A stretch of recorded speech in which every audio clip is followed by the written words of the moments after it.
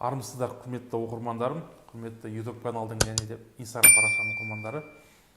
Көп жігіттердің қазіргі кездегі арманы, айтқан кезде мынау ерлердің, яғни достоинствосы дейді ғой, ерлердің жаңағы мүшесінің қалыпты размерде болғанын қалап жатыр.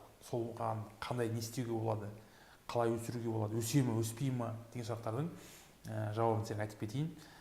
Қазіргі кезде біз айтып жүреміз, үнемі мынау ерлердің арасында үш жағдайға байланысты болады және өсірудің әдістері деп айттыңыз ғой.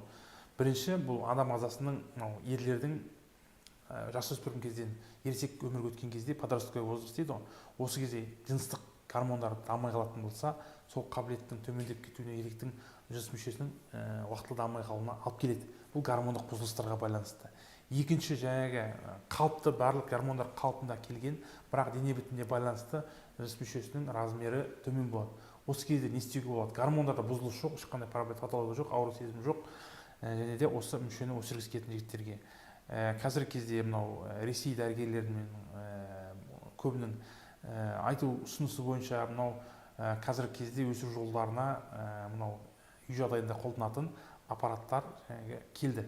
Бұл аппараттан қарасаңыздар, бұл бірінші экстензия, яғни сыртқа созу арқылы жыныс мүшенің размерін 2-2,5 сантиметрге, одан ойбай 20 сантиметр болмайды, оған армандамай қойыңыздар, 1-2 сантиметрге өсіруге осы аппараттардың көмегі тиіп жатыр.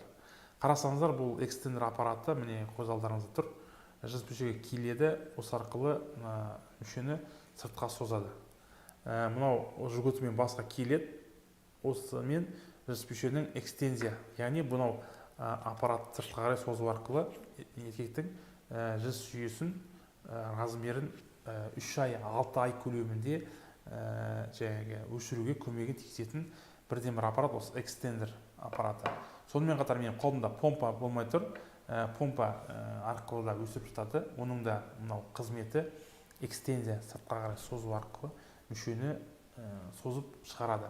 Онымен қатар қосымша осы аппараттардың көмегімен интимді гельдерді қолданады, өйткені смазка жасап, осы жердегі жергілікті мүшенің тіндерінің созылуына, босаңсуына алып келетін әртүрлі интимді гельдерді бірге қолданады.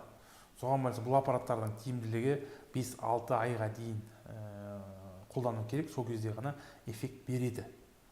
Егер де сіз жыныс мүшеңізді өсіруге ойланып жүретін болсаңыз, егер ойыңызда гормондық бұзылыс болмаса, осы аппараттың көмегі сізге тиеді.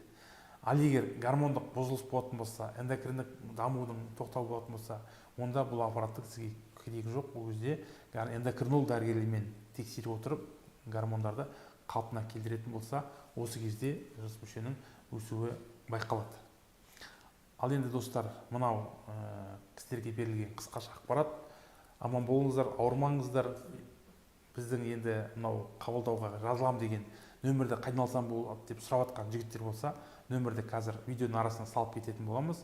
Қабылдауға келетін десеңіздер, осы нөмірге хабарласып, бізге келсеңіздер болады.